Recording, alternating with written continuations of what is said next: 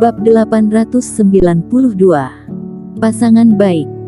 Kita menyerang ke satu arah, pasti dapat membawa Nona keluar. Asalkan ada Nona, keluarga Ye kita masih ada kesempatan.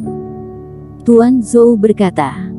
Wanita tua dan orang lainnya menganggukkan kepala, dan mengikuti Tuan Zhou menyerang. Tuan Cheng, kali ini telah menyulitkanmu. Sunny Ye juga merasa sangat tidak enak. Dalam keadaan seperti ini, keluarga Pan pasti tidak akan membiarkan Eric Qin hidup. Jangan terburu-buru, nanti baru katakan. Dengan wajah tidak berekspresi, Eric Qin tiba-tiba menarik Jimson Liao dan Sunny Ye. Tiba-tiba dia mengeluarkan kekuatan besar, membuat kedua orang tersebut berhenti di sana. Apa yang kamu lakukan? Jimson Liao terkejut. Eric Qin tidak menjawab, hanya melihat sekilas Michael Pan, lalu melihat ke depan. Wajah Sunny Ye tiba-tiba terlihat aneh. Di depan, Tuan Zhou bertoga maju, orang-orang yang menahannya tiba-tiba menahan wanita tua, dan orang yang memblokir segera menghentikan wanita tua itu, sementara Tuan Zhou mengambil kesempatan untuk mengepung 3 lawan 1, dan mungkin bukan tidak mungkin untuk membuka celah. Tetapi pada saat ini, tiba-tiba terjadi perubahan. Begitu Tuan Zhou menepuk, langsung melewati orang keluarga Pan, membuat para orang tua dipukul hingga terbang, dan memuntahkan darah. Kemudian dia dengan cepat melemparkan senjata sakti tali untuk mengikat lelaki tua itu dengan kuat, dan bekerja sama dengan keluarga Pan untuk menundukkan wanita tua itu. Tuan Zhou, apa yang kamu lakukan? Wanita tua dan lelaki tua itu terkejut. Mereka tidak menyangka bahwa orang terpercaya mereka akan menyerang dari belakang. Sangat jelas keadaan ini membuat keluarga Ye tidak menyangka sama sekali. Orang yang paling dipercaya dalam kelompok mereka ternyata adalah pengkhianat. Tuan Zhou, mengapa? Dengan sedih Sunny Ye melihat mereka. Nona, maaf. Setelah berbuat semua ini, Tuan Zhou berjalan ke sisi Michael Pan. Saat ini ekspresi wajahnya benar-benar berubah, semacam ekspresi bangga. Tuan besar sudah mati, karena Tuan Pan baik terhadapku, jadi aku berencana selanjutnya mengikutinya. Tetapi kepala rumah Ye dulu pernah menyelamatkan nyawamu, kamu seperti ini terhadapnya. Ketua keluarga Ye berkata dengan marah.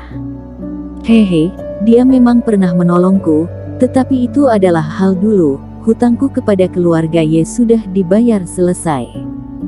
Tuan Zhou berkata dengan tidak kepunya hati. Pantas saja kamu selalu mencari masalah dengan Tuan Cheng, kamu khawatir dia merusak rencanamu kan? Jimson Liao mendengus dingin.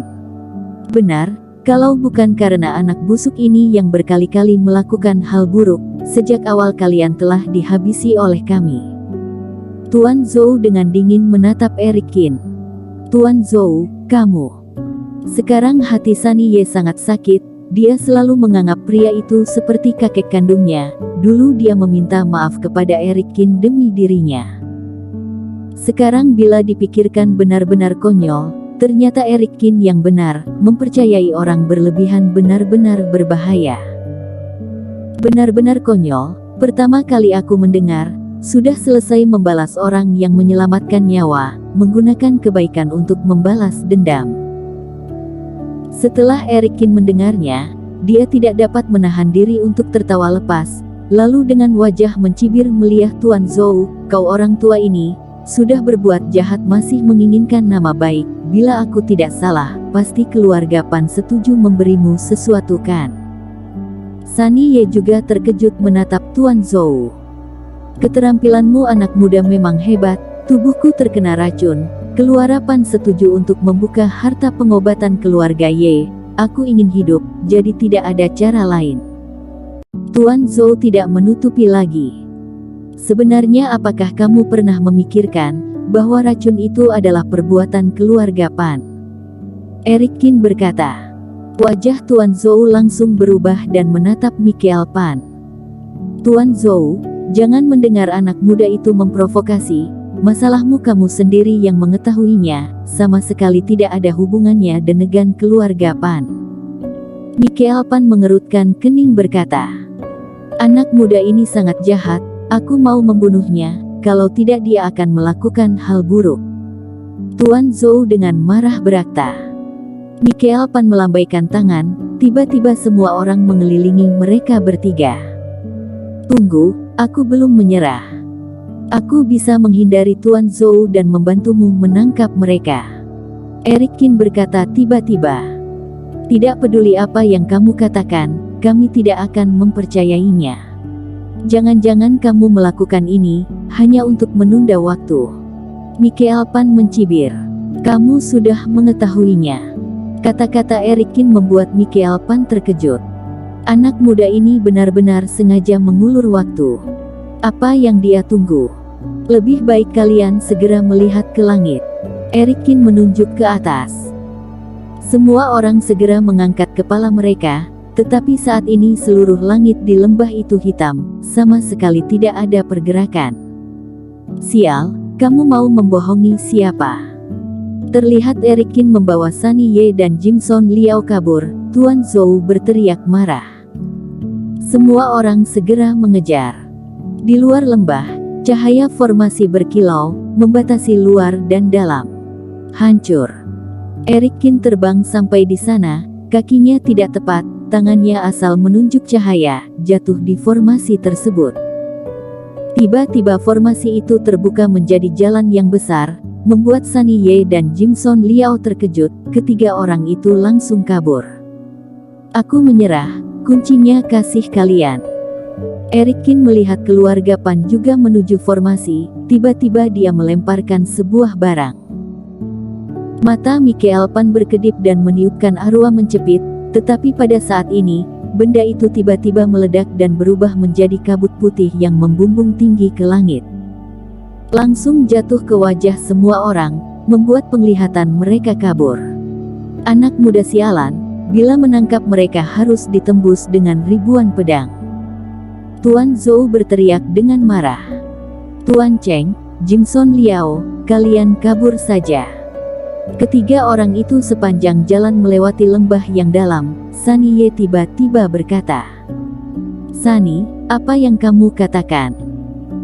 Wajah Jimson Liao berubah, dengan marah berkata, "Kamu kira aku adalah pengkhianat seperti Tuan Zhou? Terhadap kalian hatiku tidak pernah berubah, selalu sama, kalau begitu aku akan ikut mati denganmu." Melihat keadaan ini Eric Qin menggelengkan kepala. Sejak awal dia sudah menebak, sepasang orang ini adalah orang baik, dan sekarang melihatnya, hubungan mereka sangat baik, bahkan mati pun tidak rela berpisah. Ini membuat Eric Qin teringat dirinya dan Vinola Su. Dia dan Vinola juga seperti ini. Air mata Sunny Ye mengalir. Jimson Liao mengandeng tangannya, seperti membuktikan selamanya tidak akan berpisah. "Aku hanya merasa menyesal, tidak dapat menikah denganmu. Tuan Cheng, aku dan Sunny tidak dapat lari lagi, kamu pergilah." Jimson Liao melihat Eric Qin, dengan santai tertawa, "Kami sengaja berjalan berbalik arah. Dengan kemampuanmu, mereka tidak akan dapat menahanmu." Sunny Ye menganggukkan kepala. Mereka berdua berencana mengorbankan diri mereka, membiarkan Eric Qin dapat hidup. "Sebenarnya janjimu sudah selesai, sekarang kamu pergi, kami juga tidak akan keberatan." Sunny Ye berkata sambil tersenyum. Kultivasi kedua orang itu hanya fase kesempurnaan. Menghadapi keluarga Pan, mereka sama sekali tidak dapat melawannya. Eric Qin hanyalah orang yang tidak sengaja mereka temui, tidak perlu karena mereka mati. "Janjiku belum selesai, kunci yang dijanjikan belum ketemu, bagaimana mungkin aku dapat pergi?" Eric Qin justru tertawa sangat santai, membuat Sunny Ye mereka terkejut. Tidak disangka pada saat seperti ini, Eric Qin masih bersedia tinggal di sini. "Tuan Cheng, maksudmu, kami masih mempunyai kesempatan untuk hidup?" Teringat sesuatu, Jimson Liao berkata. "Tentu saja, kita semua belum mati." Eric Qin berkata. Meskipun suaranya tenang, itu membawa kekuatan yang menenangkan, penuh percaya diri, dan membuat Sunny Ye tenang. "Ini konyol. Michael Pan dan yang lainnya satu persatu menyusul ketika mereka sedang berlari. Wajah Sunny Ye dan Liao Kai berubah, kemampuan kedua pihak sangat jauh berbeda. Bersambung.